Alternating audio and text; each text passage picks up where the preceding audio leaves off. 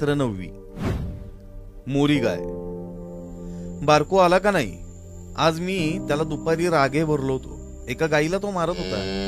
गाय दुसऱ्याची असली तरी काय झालं, ती देवता आहे. जा रे, बारकोला त्याच्या घरून आणा, श्याम म्हणाला. तो बाहेर बसलाय ऐकत. आत या वयास लाजतो आहे, शिवा म्हणाला. श्याम उठला आणि बाहेर आला. त्यानं बारकोचा हात धरला. बारको ओशाळला होता. तो हातातून निसटून जाण्यासाठी धडपडत होता. श्याम त्याला म्हणाला, बारकू, तू मला आवडतोस म्हणून तुला रागे भरलो. माझा इतका का राग आला तुला? मी तुझ्या भावासारखाच आहे. चल, आज मी आमच्या मोऱ्या गायची गोष्ट सांगणार आहे.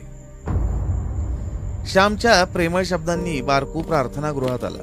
श्यामच्या गोष्टीची सारे जण वाट पाहत होते. श्यामनं सुरुवात केली. आमच्या घरी एक मोरी गाय होती. ती अजून माझ्या डोळ्यासमोर आहे. अशी गाय आपल्या साऱ्या गावात नाही असं लोक म्हणत असत. खरोखर दृष्ट पडण्यासारखी ती होती. कशी उंच थोराड होती, गंभीर आणि शांत दिसे. आमच्या वडिलांचा 5 शेरांचा लोटा होता. तो भरून ती दूध दे. तिची कास भरदार असे. तिची नीट काळजी घेण्यात येत असे. माझी आई सकाळी उठली म्हणजे गोठ्यात जावयाची. मोऱ्या गाईला आपल्या हातानं चारा घालावयाची. मग तिच्या कपाळाला कुंकू लावी आणि तिची शेपटी आपल्या तोंडावरून फिरवी. गाय म्हणजे देवता. गाईला ही थोरवी बायकांनी दिली. परंतु आज खरी गोपूजा राहिली नाही. तोंड देखली गोपूजा आहे. देखल्या देवा दंडवत असा प्रकार आहे. पूर्वी दुसऱ्याची गाय आपल्या अंगणात आली तरी तिला काठी मारून हाकलवीत नसत. तिला भाकरी वगैरे देत, मुठभर चारा देत.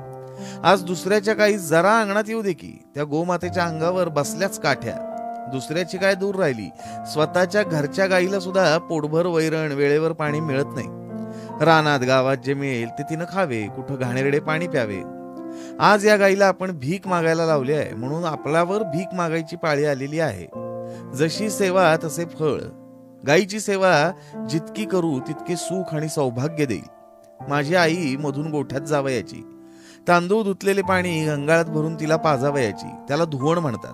हे थंड आणि पौष्टिक असतं. दुपारी जेवावयाच्या वेळेत एका देवळातील गुरुवाचा नैवेद्य एका गाईसाठी असे 2 नैवेद्य मांडण्यात येत असत.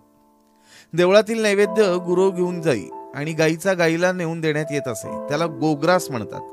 आई आपल्या हातांनी हा गोग्रास गाईला नेऊन देत असे. या मोऱ्या गाईचे आईवर फार प्रेम होते. प्रेम करावे आणि करून घ्यावे. प्रेम दिल्याने दुणावते. आईला ती चाटायची. तिच्या मानेखाली पोळी आई खाजवायची. तसतशी मोरी गाय आपली मान वर करायची. आईचा शब्द ऐकताच मोरी गाय हमरत असे. मोऱ्या गाईचं दूध आईच काढायची. मोरी गाय दुसऱ्या कुणालाही काढून देत नसे. ज्याने द्यावे त्याने घ्यावे असा जणू तिचा निश्चय होता. दुसरं कोणी जर तिच्या कासेखाली बसलं तर ती त्याला हुंगून पायी. गंधेन नाव पश्यंती. गाई वासानं ओळखतात. तिच्या कासेला हात लागताच हा हात कोणाचा आहे हे तिला कळत असे. आईशिवाय दुसरा कोणी बसताच ती लाथ मारी. ती गाय स्वत्ववती होती, सत्यवती होती, अभिमानी होती. प्रेम न करणाऱ्याला सुद्धा ती लाथ मारी. पाप्या, माझ्या कासेला तू हात लावू नकोस. माझ्या कासेला हात लावण्यासाठी माझा प्रेमळ वत्स होऊन ये असं जणू ती सांगत असे. ती मोरी गाय भाग्यवान होती असं आम्ही समजत असू. जणू आमच्या घराची ती शोभाच होती. आमच्या घराची देवता होती. आमच्या घरातील प्रेम आणि पावित्र्य, स्नेह आणि सौंदर्य यांची जणू ती मूर्ती होती. परंतु पायलाग म्हणून भयंकर रोग आला. या रोगानं कोकणात फार ढोरे मारतात. पटापट पाय आपटून गुरे मारतात. पायाला क्षते पडतात आणि त्यात किडे होतात. 1-2 दिवसात ढोर मरते. मोऱ्या गाईला पायलाग झाला. पुष्कळ उपचार केले परंतु गाय बरी झाली नाही. एका काडीसही ती शिवेना. मान टाकून पडली होती. आम्ही घरात जपही केले परंतु आमची पुण्याई संपली होती. मोरी गाय आम्हाला सोडून गेली. मोरी गाय गेली त्या दिवशी आई जेवली नाही. आम्ही सारे जेवलो. आईला किती वाईट वाटले ते मी कसे सांगू. जो प्रेम करतो त्यालाच प्रेम वस्तू गेल्याचं दुःख कळतं. इतरांना काय समज. मोरी गाय जिथं मेली त्या जागेवर आई पुढे काही दिवस हळद कुंकू आणि फुलं व्हायची. कधी कधी बोलताना आई म्हणायची, मोरी गाय गेली व तुमच्या घराण्याचे भाग्यही गेले. त्या दिवसापासून घरात भांडण तंटे सुरू झाले. भरल्या गोकुळासारखे तुमचे घर पूर्वी गावात दिसे परंतु मोरी गाय गेल्यापासून अवकळ आली. माझ्या आईचं म्हणणं खरंय. फार व्यापक अर्थानं खरंय. ज्या दिवसापासून भारत मातेची मोरी गाय गेली त्या दिवसापासून गाईला भारतीय लोकांनी दूर केलं.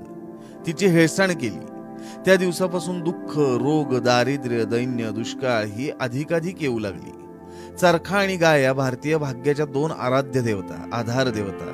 या दोन देवतांची पूजा पुनरपी जोपर्यंत सुरू होणार नाही तोपर्यंत तरुणोपाय नाही. गाय रस्त्यात दिसली म्हणजे तिला उजवी घालून तिला नमस्कार करणे म्हणजे गोपूजा नव्हे. आपण दांभिक झालो आहोत. देवाला नमस्कार करतो आणि भावाला छळतो. गाईला माता म्हणतो, परंतु तिला खायला प्यायला देत नाही. तिचं दूधही मिळत नाही, मिळालं तर रुचत नाही.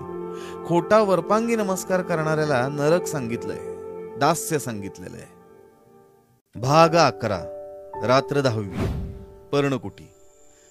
मला पण नेणार रे भाऊ गोष्ट ऐकायला. रोज रोज तू जातोस. आई सांग ग भाऊला मला घेऊन जायला. वच्छी भाऊच्या पाठीस लागली होती. तिथं पेंगायला लागशील, तू कशाला येतेस तिथे, भाऊ म्हणाला. ने रे तिला सुद्धा, तीही ऐकेल. चांगले असेल ते साऱ्यांनी ऐकावे. मी सुद्धा आले असते हो, पण हे घरातले आवरता आवरताच रात्र होते बाहेर. भाऊची आई म्हणाली. शेजारची भीमी जाते, ती हंशी जाते, हरणीलाही तिचा भाऊ नेतो. तू नाहीस का रे माझा भाऊ? वच्छी केविलवाणी होऊन आपल्या भाऊच्या हृदयाला पाझर फोडत होती. चल तिथं मग मला झोप येते, चल घरी, अशी मला घाई लावलीस तर बघ मात्र, असं बजावून